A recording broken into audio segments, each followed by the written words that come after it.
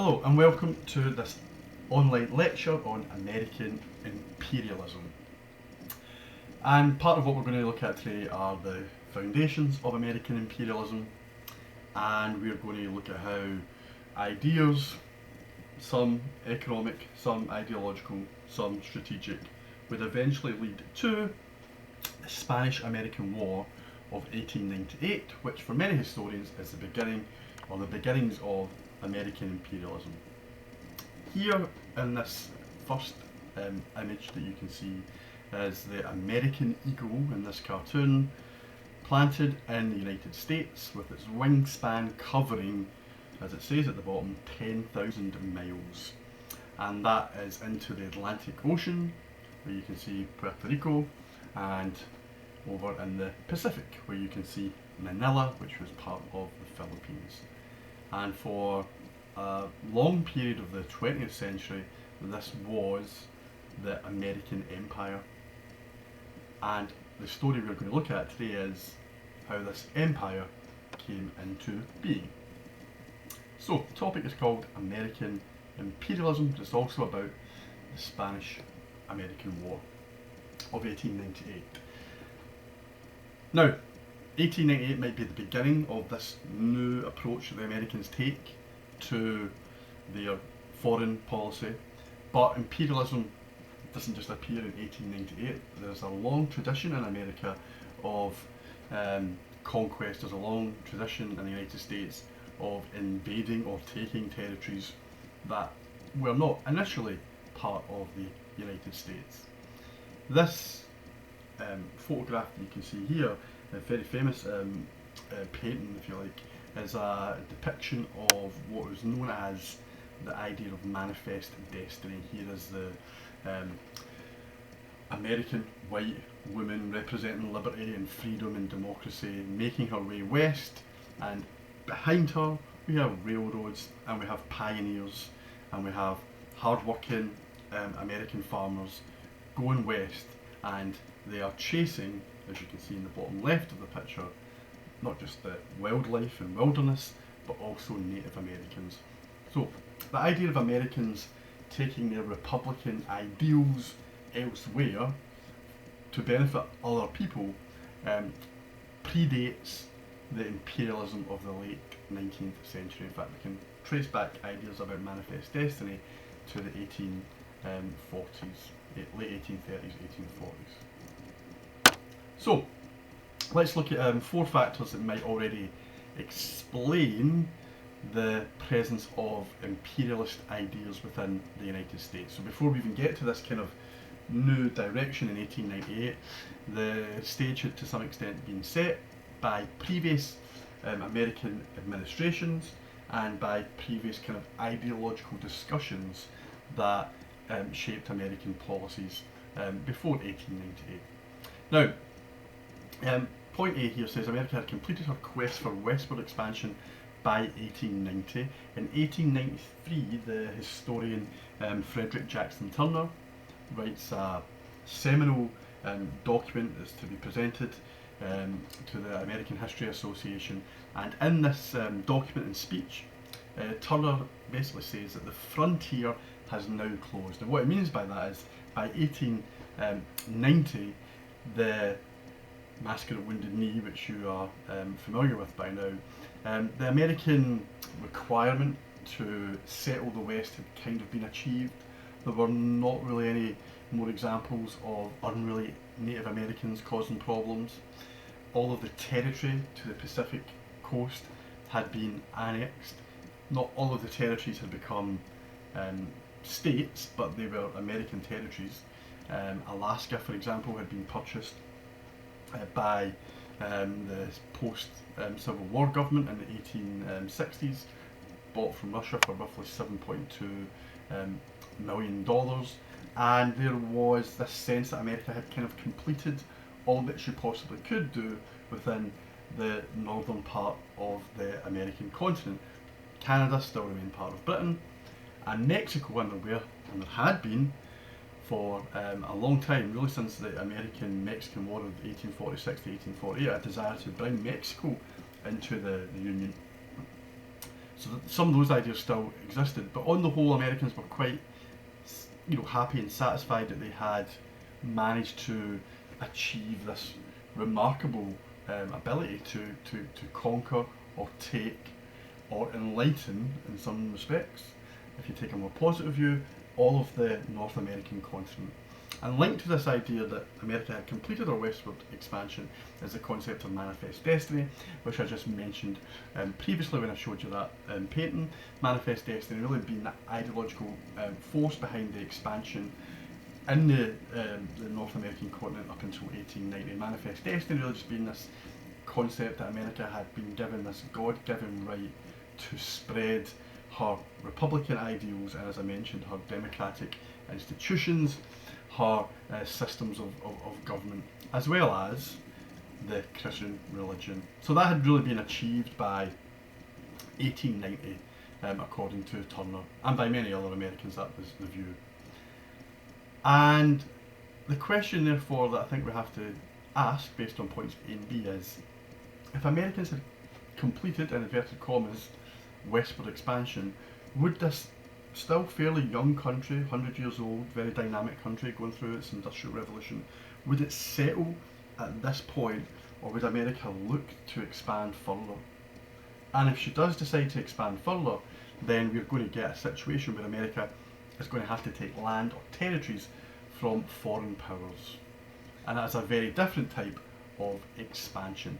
That's not to undermine the fact that they also engaged in, as we know, the murderous conquest of Native Americans, or that they had kicked Mexicans out unfairly from parts of southwest what is now the United States.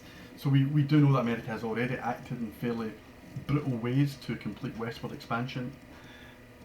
If she was to extend this approach of manifest destiny to other countries, what would that look like? Point C refers to the Monroe Doctrine of 1823.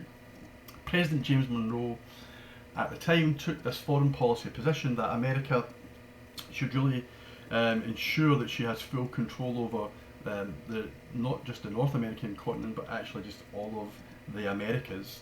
And the Monroe Doctrine basically said that any intervention by external powers, and by that they really mean the great European powers, in the politics of the Americas is a potentially hostile act against the United States.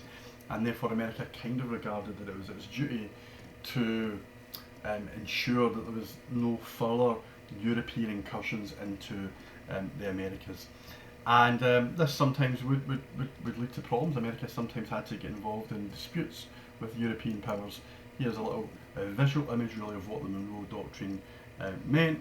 It didn't really mean no to trade, but it meant no to the militaries of European powers getting involved in any affairs in South America, Central America, not so much the Caribbean, because Britain had certain rights in the Caribbean, as did some other European countries like France, and obviously not in North America. Britain could obviously do as it pleased in Canada, because that Canada was a British colony at this point. So the Monroe Doctrine is about America protecting herself, and to be fair, this was a sense that Europe had caused many wars in the past. The European countries were to blame for some of the worst kind of conflicts, some of them in Europe, some of them in North America, prior to America becoming independent. So maybe you can say or see the position that Monroe takes is kind of justifiable, because it's about protecting America, but it's also about, to some extent,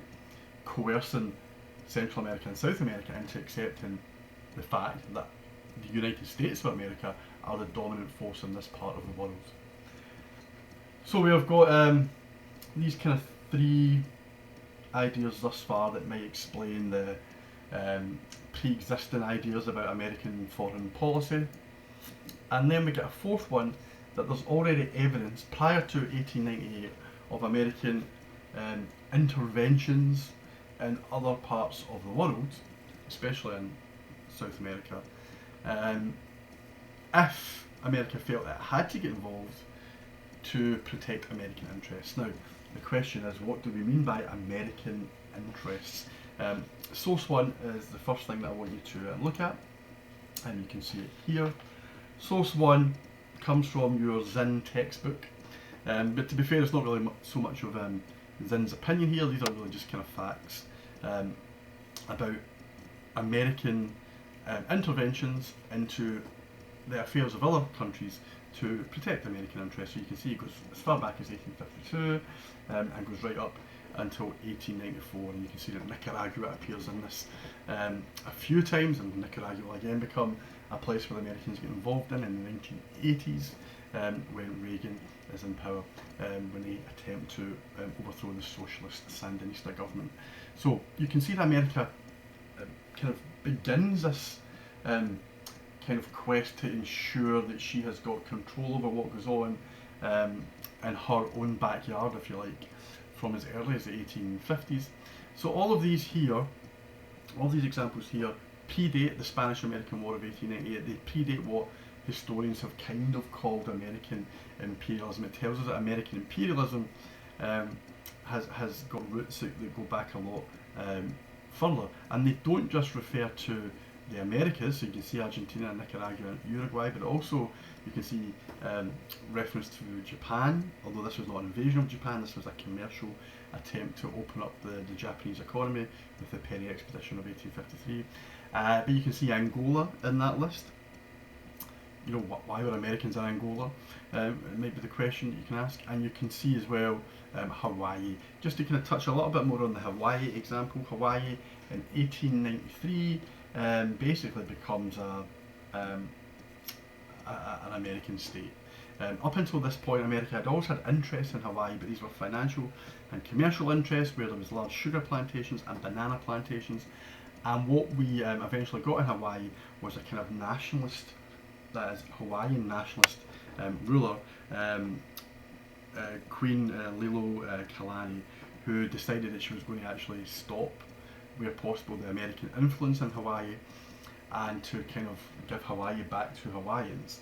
But the white resident citizens of Hawaii, the white planters, plantation owners, merchants, they decide that they're going to stage a coup, and the American government assists them, the Marines are brought in, and Hawaii is basically annexed to the United States in its Constitution of 1894. So that is, again, predates 1898. This is an example of American imperialism. America, or the United States, tried to give the impression that this was the will of the Hawaiians who wanted to become part of the United States. It was not necessarily the case.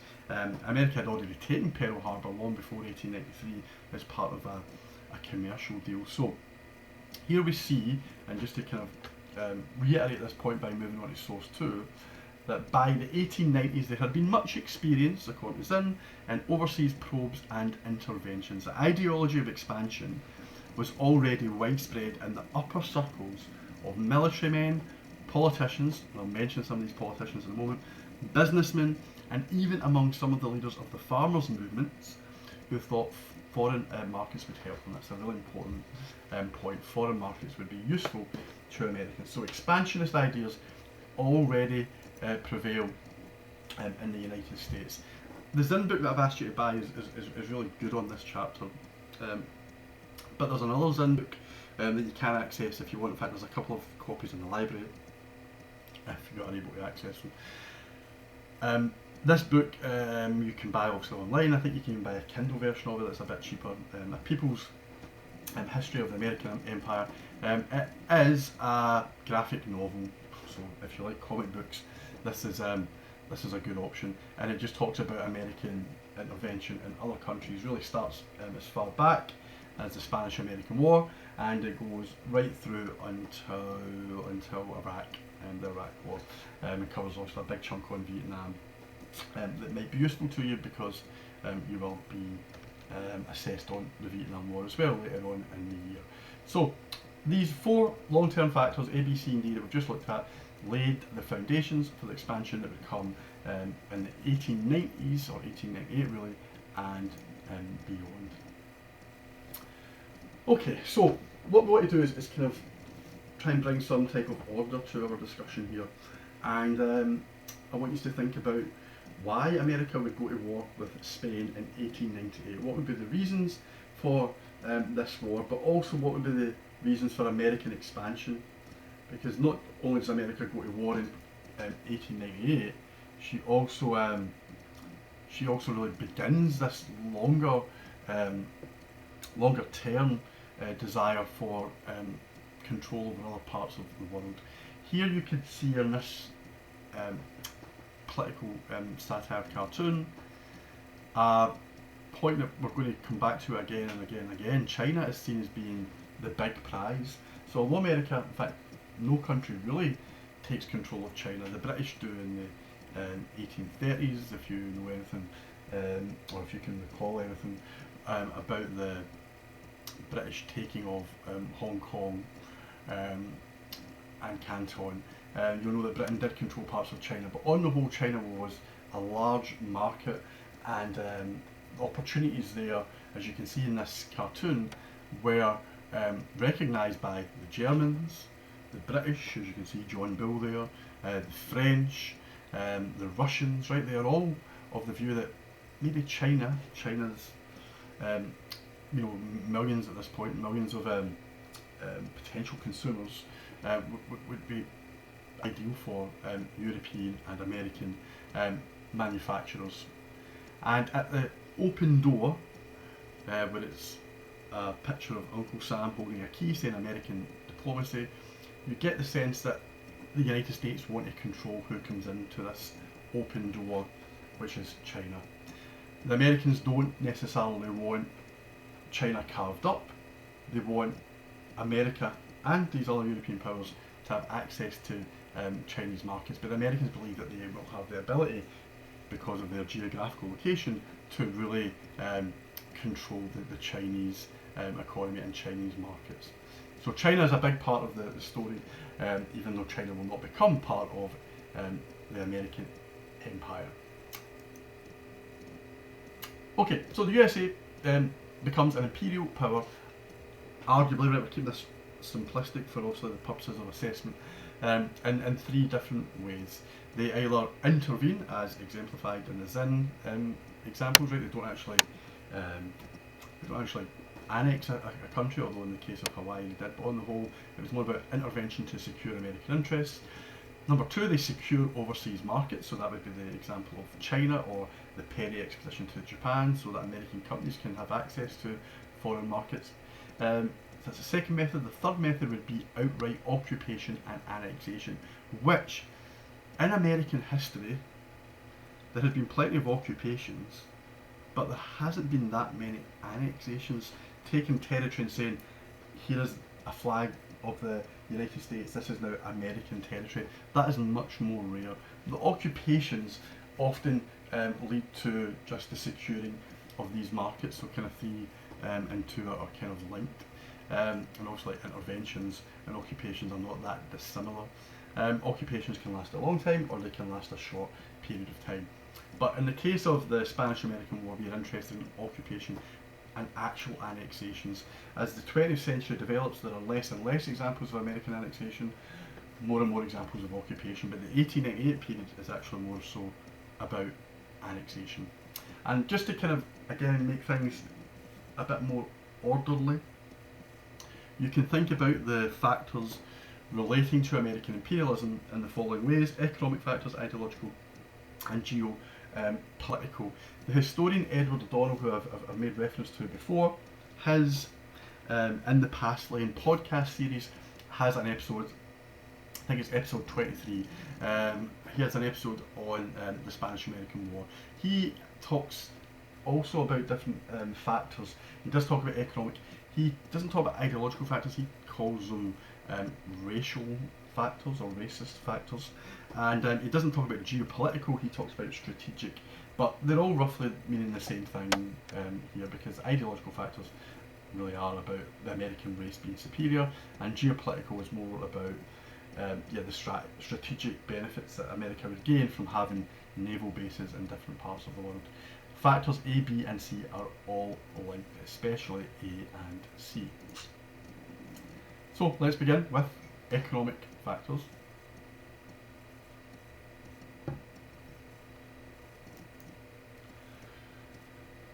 Now, I'm not going to spend too long on this, because this is something that we'll come back to when we look at the Great Depression, how the American economy has booms and has slumps.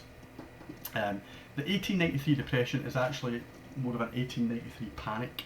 I'm not going to get into the details of the panic itself, but basically there are certain things that happen with American investments in different parts of the world, and there's a loss of confidence in the American economy, and people start taking their money out of the banks, and foreign powers start taking gold or silver out of American banks, and we get this depression. And depression is pretty bad, and people start to suffer, and there's some pretty high unemployment rates. Michigan has an unemployment rate of 43% when this depression hits. New York 35%, Philadelphia 25%. The graph in the top left-hand corner tells us, if you look at the blue part of the graph, right, we're not worried about the red one. It tells us that the American economy really is affected. It's sharply affected between 1893 and 1895 when you see this dip, and things.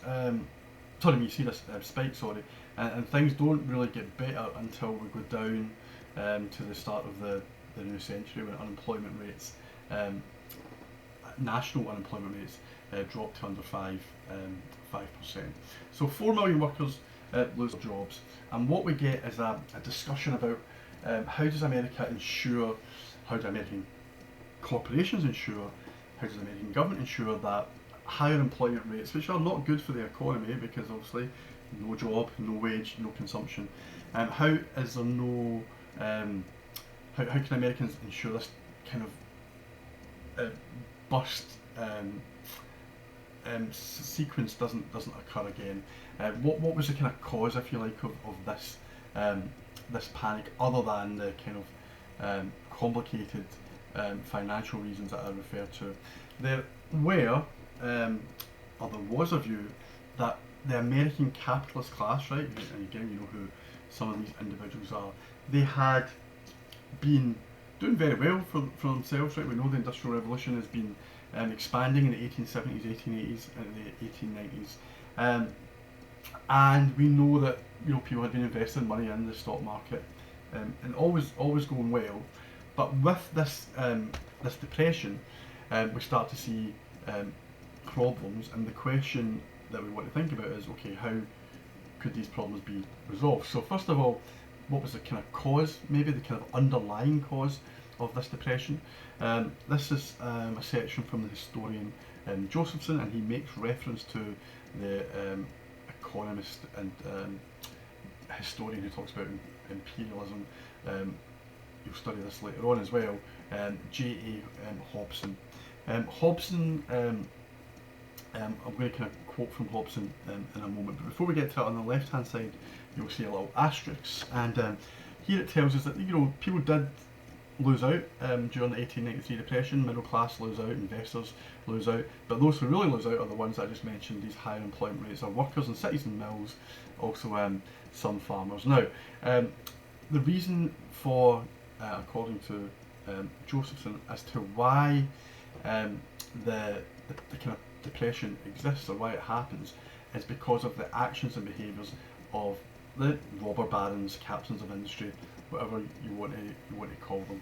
And so if we jump over to this side, we see, but it says here that these captains of industry, your industrial magnates, they had been engaging in over-saving, right? What does that mean? Okay, so here's Hobson. Hobson basically argues that they had been setting aside more and more capital with which to pay for long-term improvements. So instead of reinvesting that money right away back into the economy, or dare I say paying higher wages, they were keeping this money aside for long-term improvements like drains and railroads and new machinery. They'd be preparing themselves ever for the day when they must bring forth still greater quantities of cotton, cloth, steel, while making, and this is the key fundamental part, the contradiction you could say within the system, while making no provision that the buying power of the community increase enough to consume such quantities. When we study the Great Depression, as I said, I'll go through this in more detail, but very simply at this point, if you do not ensure that your population can afford the manufactured goods that you produce, then you have a problem. You have the problem of overproduction. The decline of such buying power, the stage when all prices and wages seemed to them too high, had brought a sudden cessation of such capital investment or savings, and in its train glut. Glut really just means that factories and warehouses would be full of goods that nobody can buy. Now sometimes they were manufacturing goods, sometimes it would be clothing, sometimes it could be grain, sometimes it could be large plant machinery, it could be railroad technologies and machinery. If nobody has the money to buy these things, they lie idle. And here is the quote itself from Hobson. The true excess shows itself in the shape of idle machinery, closed factories, unworked mines, unused ships and railway trucks. It is auxiliary capital that represents the bulk of oversupply and whose idleness signifies the enforced employment of large masses of labour. And this large mass of unemployed, 4 million, can't buy anything. It is machinery made and designed to increase the flow of production of goods that is actually multiplied too fast for the growth of consumption. So what would be the solution? What would be the solution to an economic system that produces a lot but cannot find those to consume what has been produced? Okay, let's move on. We'll come back to that solution in a second. Here we can summarise this point. So 1890s America, high levels of industrial products, high levels of agricultural products, but a saturated home market. Saturated in the fact that, as I said, because of high levels of unemployment, because wages have not been increasing, because the number one priority of all businesses is to cut labour costs as much as possible. What do you do? This is a contradiction. The solution: foreign markets. Was there a real drive for American foreign policy to now focus on markets being secured abroad, and not just within America's backyard, but beyond that, as I said, in China in particular, because here you could sell your surplus goods. Here you can dump the things that have not been consumed in your domestic market. You can sell these abroad. The solution that I was maybe referring to was greater distribution of wealth in America. Just pay higher wages to workers, have a welfare system that is generous and gives to the unemployed lots of money, because what do? They consume it, right? Poor people who have got limited money coming into them from the government, they'll spend it, especially if they know there's more money coming the following week or the following month, and that's actually good for the economy. But that doesn't tend to happen in capitalist societies. We tend to take punitive measures against the unemployed and the poor instead of strengthening capitalism by giving them money to spend in the capitalist system. I just want to go back very quickly to source 4. American markets were ripe for trade and commerce. Yes, and I want to give you one example. Right? There are numerous examples, but the one example I want to focus on is in source 4, and it's actually more so on the second page of source 4. It starts down here. This is Grover Cleveland, President of the United States. He's talking about the Spanish-American conflict. This is actually quite a useful source for you, but he's talking about the Spanish-Cuban conflict prior to 1898. And just to give you a little bit of background here, Cuba had been demanding its independence from Spain for a long time. Spain was seen as being a fairly, I would say, kind of violent and oppressive colonial power, and the Cubans had wanted their independence. The Cuban people were obviously historically a mixture of Spanish and other Europeans, but mostly Spanish, but there had also been slaves, and there were also kind of indigenous people who had lived in Cuba, and all of them tended to feel that they wanted some type of new start and to leave the Spanish Empire. And what Cleveland discusses here when he talks about American interest in the Cuban Revolution, he's not really that concerned about the humanitarian aspect at this point. He doesn't seem to be that bothered about how the Cubans are being treated by the Spaniards. He's more interested in American interests, especially what America had lots of was business interests in things like sugar production. Cuba very famous for its sugar production. So he talks at the top about trying to make sure that American money is protected, American property is protected. He says that, America's got more money involved or invested in Cuba than any other government in the world with the exception of Spain. And then it gives us some statistics to show you the importance of foreign markets, and this obviously is something which American investors and American merchants think, well, if we can replicate Cuba and other parts of the world, then this would be good for American business. So Cleveland tells us it is reasonably estimated that at least $30 million to $50 million of American capital are invested in plantations and in railroad, mining and other business enterprises on the island of Cuba. The volume of trade between the US and Cuba, which in 1889 amounted to about 64 million, rose in 1893 to 103 million, and in 1894, before the insurrection broke out, it was at 96 million. Would have been higher without this conflict. So America has got a real vested interest in Cuba and would carry on doing so right up until the 50s. America had lots of money invested in America right up until 1959. And then the Cuban Revolution begins, and Fidel Castro kicks all the gangsters and mafia and pimps out of Cuba and gives the Cuban economy back to the Cuban people, and America hasn't really got over this yet. Anyway, that's another story we can come back to. Okay, just another example of the economic opportunities that would come with a more adventurous foreign policy with new markets secured. Prior to the Spanish-American War, before America embarked upon this more aggressive foreign policy, we can see how much money in millions of dollars the Americans made from exporting goods around the world. So cotton in 1890 is the main exported good, $250 million. It's still the number one commodity being sold abroad in 1913, after America has embarked upon this kind of desire to be a imperial power. But look at how much now the kind of cotton trade is worth. Obviously we have to take into account inflation, but it goes beyond that. This is to do with bulk, the amount that is being sold. And iron and steel is a new example on the list. Grains is still there, it's increased slightly. Petroleum has increased dramatically. So you can see that America has, or we can see some quantitative data that explains that America has benefited from this more outward foreign policy. When you study German history and you study Weltpolitik, this German desire to become a world power, we often kind of look at it in slightly kind of sinister terms, right? Because the Germans started World War I, and some of the concepts of Weltpolitik and another concept, Lebensraum, start to kind of make their way into the next German regime, the Nazis, that then will lead to the outbreak of the Second World War. There's a kind of racial element within this Weltpolitik.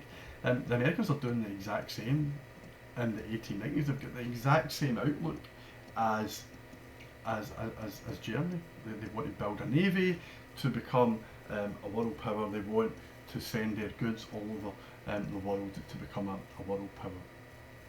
Okay, just very quickly back to Zinn. Zinn argues that an open door policy in China would be a more sophisticated form of imperialism than the traditional, let's go and annex parts of Africa or Asia, kind of colonial enterprises that European powers had embarked upon. So Americans, it would appear, are not overly keen on annexation, they're more keen on securing markets.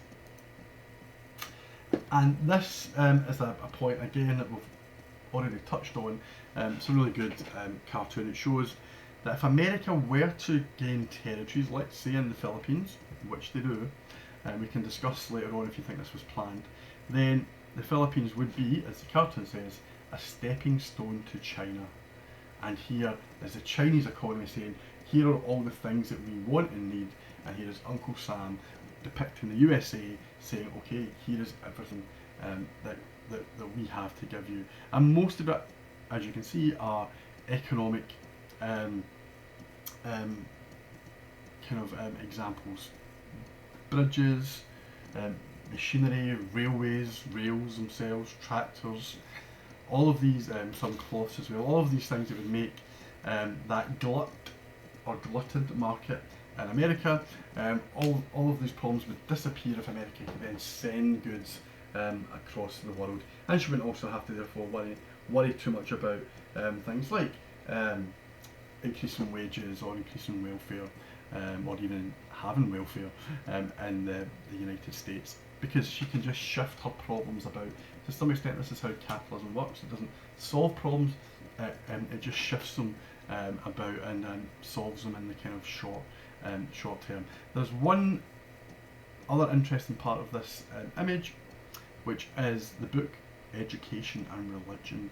So, yes, this is most of this factor we've been talking about is obviously economic factors. So yes, the main priority of American foreign expansion is economic. However, with the economic comes some cultural, and that leads us to the next factor we're going to look at, which is ideological factors.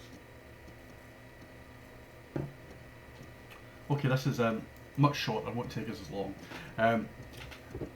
American imperialism is, for most of the 20th century, has its roots in economics. But in the Past Lane podcast that I referred to earlier on, there is a really good little introduction by the presenter Edward O'Donnell, where he talks about, for the first 100 years of American existence, America did believe that it was the most superior nation in the world, right? She believed she had the best institutions, best values, best religion, all of these things. But the founding fathers and the generation that follows it did not necessarily think it was in their interests or it was their duty to impose these values on other countries. It was more that America was to be a shining light, an example of how a good Republican government should work. And other countries would be encouraged to obviously follow this, but they were not going to have this imposed upon them. And things changed post American Civil War. It's not to say that these ideas didn't exist before the Civil War, doesn't mean to say it didn't exist after the Civil War, but it's not really until we get to the latter part of the 19th century that these ideas come more and more to the fore. I guess America was a little bit preoccupied with the Civil War, Reconstruction, suppressing Native Americans. Once all of that is dealt with, as Frederick Jackson Turner says, after 1890, then America can start to think about the next direction that the country will go in. So what we get is a change. That first 100 years of America not imposing values, we now see a shift away from that, and Americans of the day, now again, to be fair to America, other European powers have very similar ideas. The kind of colonial mindset that, you know, Africans need white European help, Asians need white European help. All these ideas exist in Britain and in France, and they exist in Spain, and they exist in Germany, and they exist in Belgium, right? Horrific record of treating its colonial subjects in Central Africa. So America's not alone in thinking that they are doing their part for the world. The historian Malcolm Jones has a really good section on this that you might want to read. There's a real sense in this cartoon at the bottom that you can really see this American superiority depicted, I think, perfectly in this cartoon. And the American president at the time of the period just after the Spanish-American War is Theodore Roosevelt, Teddy Roosevelt, and Roosevelt also has this kind of same view initially that America is a force for good in the world. And there's one place in particular where America is going to try and spread its ideas and values, and that is the Philippines. We'll get to that in a moment. But Roosevelt is someone who initially had this real kind of desire for war and imperialism. He eventually does kind of temper this slightly, although he's very much in favour of American involvement in World War I. This cartoon shows us Uncle Sam, the school teacher, at the front. In the kind of open door, we see a Chinese student who's not quite allowed in. That is linked to the Chinese Exclusion Act, which had been passed in America. The first kind of anti-immigration laws in the United States take place in the 1870s.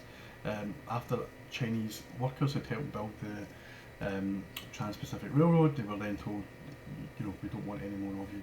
So this is symbolic. It's also an open door, right, that the Chinese student is standing at. Here is a Native American made to look dumb by holding a book upside down. The African American isn't even allowed to engage in education. He's carrying out the menial tasks in the corner or washing the window. And down the front here you've got Cuba, Puerto Rico, Hawaii and the Philippines, all new territories annexed by the USA post-Spanish American War. And they are being taught very sternly by this American teacher. And in the background obviously you have these white children working hard, reading, learning, and that is what these other races should aspire to. You kind of get the impression, this is obviously satirical, this cartoon, but you get the impression that the satirist is trying to say, well, white America is never really going to accept these people into the American world. So on the one hand there's all this talk about spreading American ideas, but ultimately that racist superiority or racial superiority means that these other groups, these other races are never truly going to be accepted as equal to Americans. I just want to touch on these sources on the left hand side, sorry, on the right hand side. This is two kind of influential figures of the day. Josiah Strong was a kind of social reformist Christian, well-known writer at this point. In fact, his book was called United States Becomes a World Power. By the way, these are, again, these predate, the cartoons after the Spanish-American War, but these two sources predate the Spanish-American War and therefore could be used in any discussion about the context for ideological desire for America to invade Cuba and the Philippines to kick out the Spanish. So we should bear that in mind if you are being asked to explain in an assessment the causes from an ideological perspective.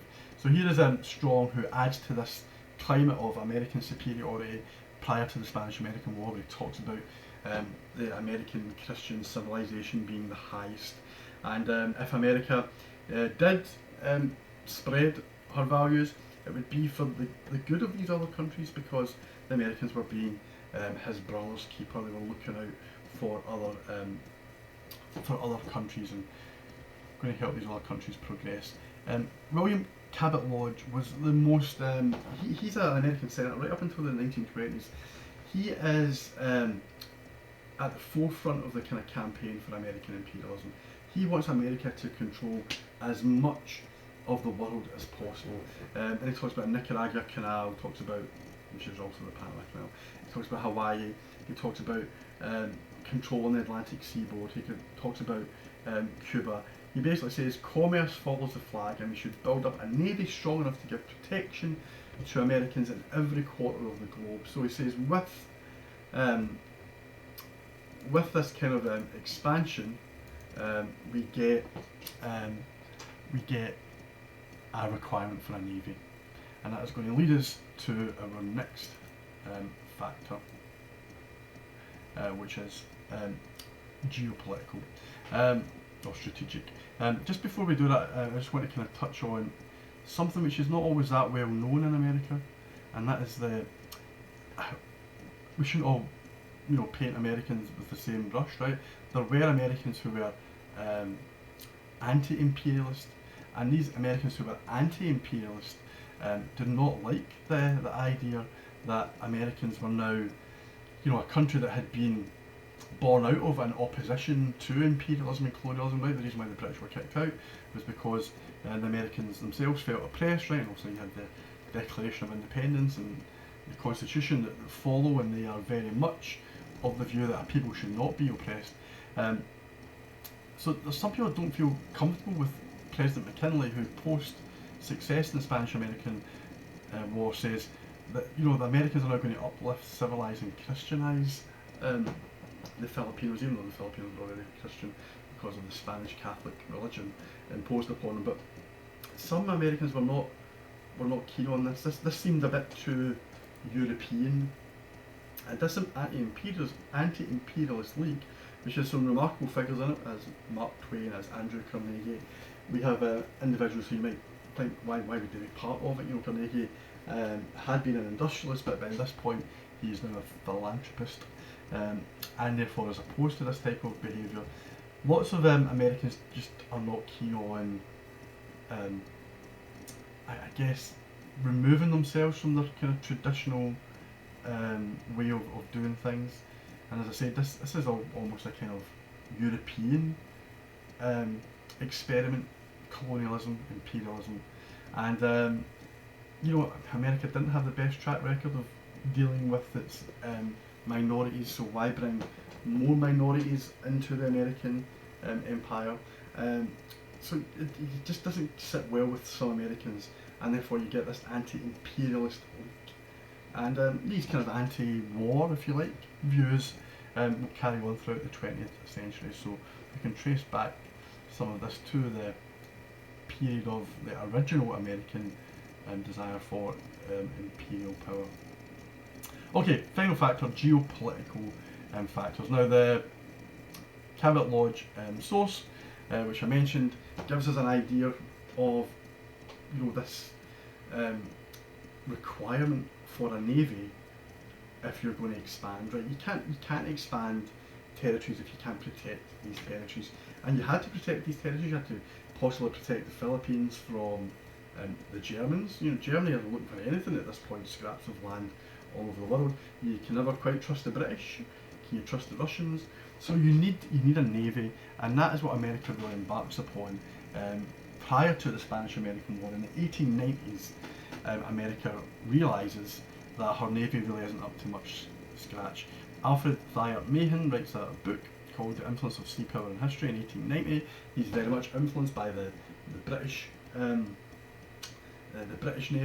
In fact, the Germans are influenced by this book. The Kaiser reads this book, and the Kaiser embarks upon Germany's naval building policy in the 1890s after reading this book. Mahan was a massive influence on future President Roosevelt. He was an influence on Cabot Lodge. So you've got a kind of circle of powerful Americans now who favour the construction of a navy. And once you've constructed a navy to protect maybe your eastern seaboard, your western seaboard, you might think, well, we may as well use this navy to now acquire territories. So this third and final factor I'm going to call geopolitical, but it can also be strategic. And the two main ideas here are, the first one, the Monroe Doctrine, which we've already spoken about, and then Roosevelt adds to this, right? He calls this new version of the Monroe Doctrine big stick diplomacy, where if it comes to it, the Americans will use force to ensure that the Americas are controlled by the United States.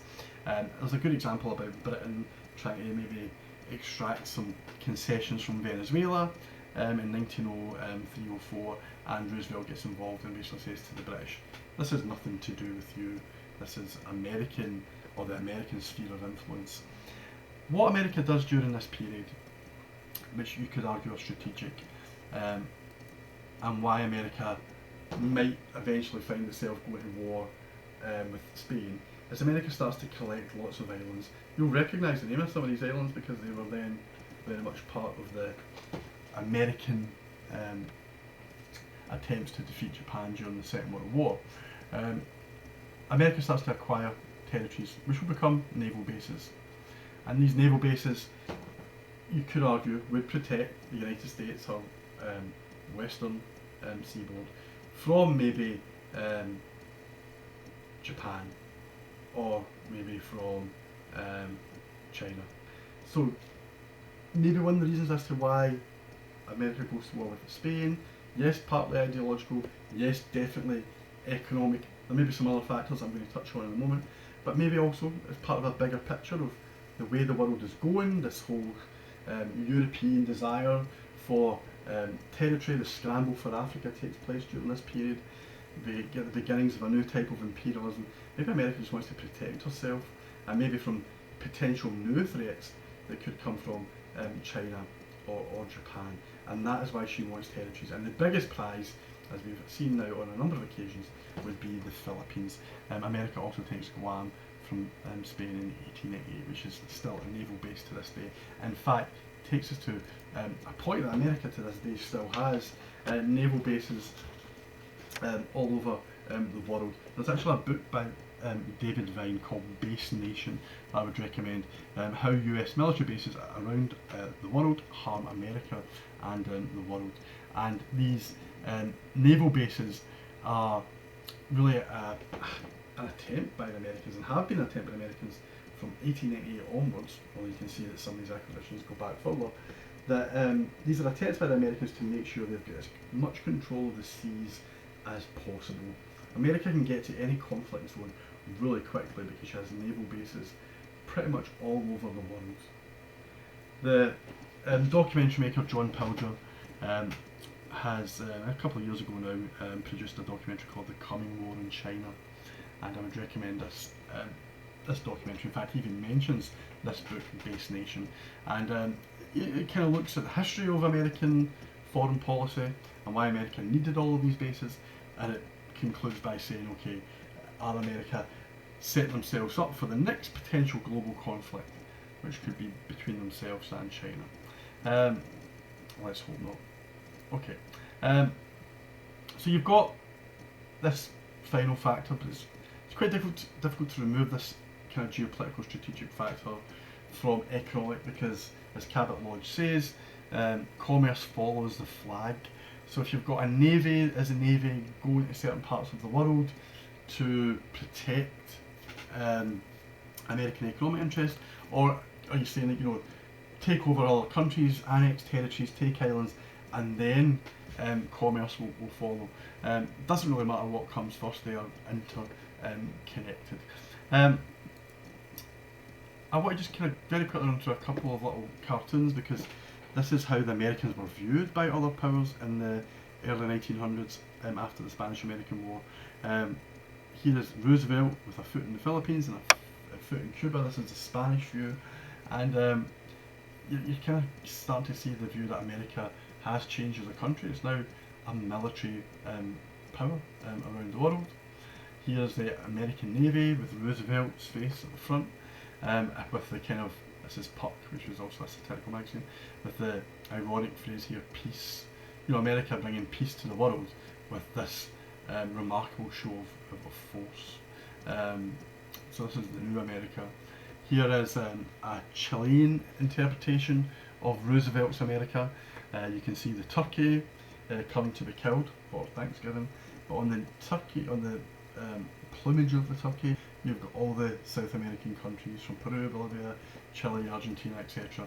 And here is America basically deciding what it will do with other parts of the Americas. So again, American power displayed.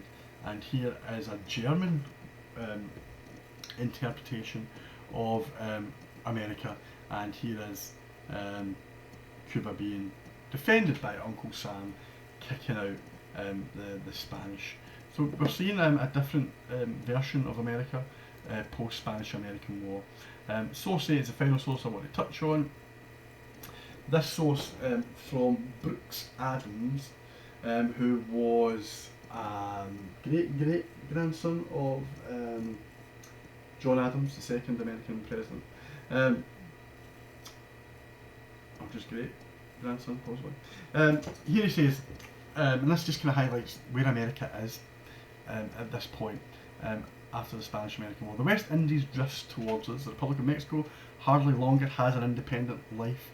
With the completion of the Panama Canal, all Central America will become part of our system. We've expanded into Asia. We have attracted the fragments of the Spanish dominions, that's Guam, Puerto Rico, the Philippines, and reaching out into China, we have checked the advance of Russia and Germany. The United States will outweigh any single empire. The whole world will pay her tribute. It's hard to disagree with that. I didn't mention Cuba there, and that's because Cuba is part of the next story. Here's just a little documentary you can watch, it lasts about 5 minutes. I say documentary, a documentary clip. And it's Howard Zinn's take on American imperialism. Okay, I just want to spend a few moments talking about the Spanish-American War before we finish. You're going to watch a documentary on the Spanish-American War, you're going to answer questions about the Spanish-American War, and you're going to get a really good understanding from this documentary.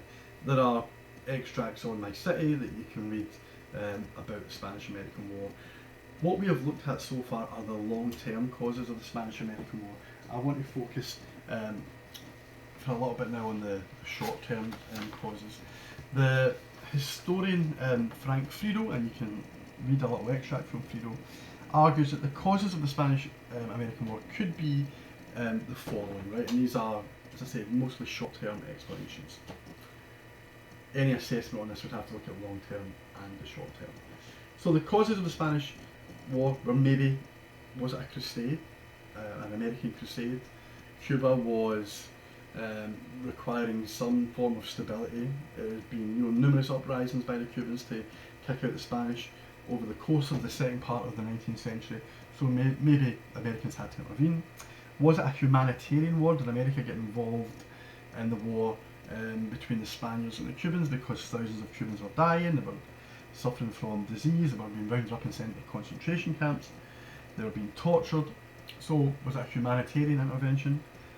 Was there a kind of sense that America had to rescue the Cuban people from its Spanish oppressors? And then there's a few other little events, well, one big event actually, other events that are directly linked with America. The American American president, so at this point, William McKinley, is offended, or should have been offended maybe, by the Spanish ambassador to Washington, Dupuy de Lome, who basically criticises McKinley in a telegram, and this leads to a rift between Spain and America. The American press, the American yellow journalism as it is referred to, this sensationalist journalism of the day, the different media magnates like Joseph Pulitzer and William Randolph Hearst try and sell as many newspapers as possible by, basically reporting on the controversial and sensational elements of the war between Spain and Cuba. So, do the Americans kind of buy into this? And one thing that the newspapers report in great detail is the explosion of the Maine when an American naval ship, which is docked in Havana to protect American interests, it is blown up and 128 sailors are killed. To this day, historians aren't exactly sure what happened, but we don't think it was the Spanish who did it. It was probably a technical fault. But at that point, in 1898, the assumption in America was the Spaniards had mined this ship and therefore they had to be punished. So you've got all these kind of short-term factors as well, and none of them really refer to economic. When America goes to war at any point in her history in the 20th century, she is never going to say we're going to go to war for economic factors. There may be a discussion amongst certain influential figures and businessmen and newspapers, but the president's never going to say, we're going to invade this country so we can exploit her economic resources. That doesn't happen. It's much more likely that the short-term reasons would be humanitarian. That is what the American government would say. That's what William McKinley would say. Now, to be fair to McKinley and to be fair to the American government, I think, and this is something you can make up your own mind when you watch a documentary, I think America probably does go to war in the short term for humanitarian reasons. That she actually does think that she can help Cuba. The phrase of the day was Cuba Libre, free Cuba. And the Cubans had welcomed some American involvement, but very quickly they realised that the Americans might not actually go away. And the Americans have to give an assurance, a guarantee if you like, that they will not annex Cuba. Now, they don't annex Cuba, but they don't leave Cuba. They take a big part of Cuba in the west of the island called Guantanamo Bay, which you may have heard of, and they've kept it ever since. And even when Fidel Castro kicks the Americans out in 1959, Guantanamo Bay remains part of America because it was written in a treaty from the period just after the Spanish-American War.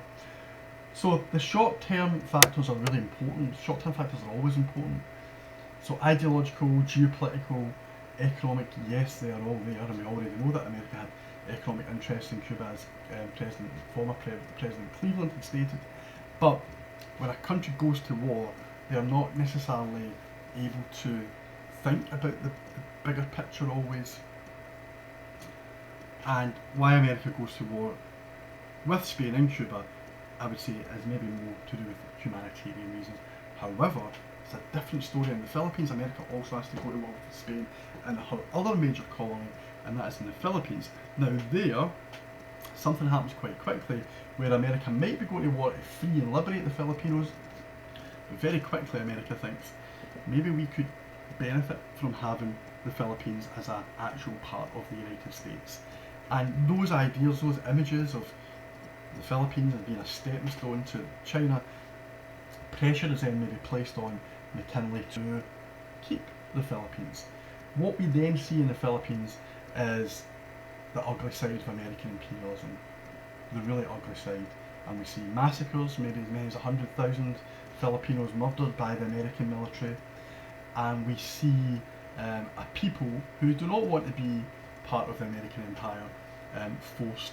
The kind of ideals of American independence and the Declaration of Independence are ignored when it comes to the Filipinos. But the Filipinos were deemed to be racially inferior, and therefore the Americans were just doing their bit to help them. The Philippines will remain part of the American empire up until World War II. America still influences this part of the world today. In your own time, you're going to watch a documentary on the Spanish-American War, and here you get some long-term factors explained, which you will need for an assessment on this topic, but you get most of the short-term factors, and then you get the consequences. Towards the end of the documentary, you get the consequences. Did America like being an imperialist power? Does Roosevelt think that being an imperialist power is actually detrimental to American interests? Do America pull back a little bit from their experiments post-Filipino crisis and all the conflict that occurs and the civil war that occurs within the Philippines? Does the United States then remove itself a little bit from foreign affairs and retract into this isolationist policy that had been the policy for the previous 100 years or so? And the reason, and we'll study this in a future topic, the reason why America doesn't get involved in World War I is because she is isolationist at that point. Does the America of the early 1900s start to focus on the progressive era social reforms that the country needs, and foreign relations disappear? Or is this the way things are going to be in the future? Okay, there might be that short-term return to isolation, but America has now set a standard of what is required if you want to be a world power. Will America continue to intervene, maybe not annex, but intervene and occupy other countries if required? And if you know anything about the 20th century history of the United States, then you will know that America doesn't stop intervening, doesn't stop annexing.